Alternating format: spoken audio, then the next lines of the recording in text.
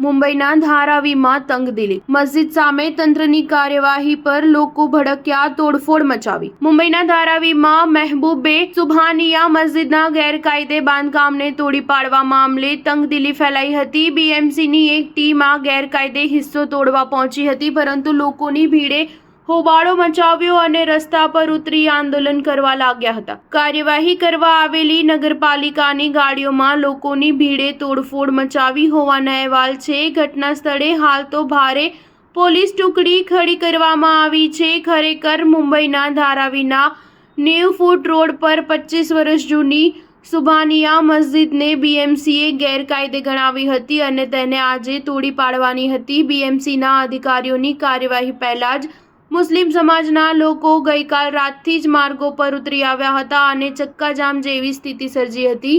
મુસ્લિમ સમુદાયના લોકોનું કહેવું છે કે આ મસ્જિદ વર્ષો જૂની છે। મુંબઈ નોર્થ સેન્ટ્રલના સાંસદ પ્રો વર્ષા ગાયકવાડે કહ્યું કે મુખ્યમંત્રી એકનાથ શિંદે સાથે અમે મુલાકાત કરી હતી અને તેમને ધારાવીની આ મસ્જિદને બીએમસી દ્વારા મળેલી ડિમોલિશનની નોટિસની જાણકારી આપી હતી। મુખ્યમંત્રીએ અમને સકારાત્મક જવાબ આપ્યો હતો। તેમણે કહ્યું હતું કે લોકોની ભાવનાઓને ધ્યાનમાં રાખી તે અધિકારીઓની સાથે વાતચીત કરશે અને મસ્જિદને તોડી પાડવાની કાર્યવાહી પર રોક લગાવશે। સ્ટાર ન્યૂઝ 7 હંમેશા સચ્ચાઈની સાથે।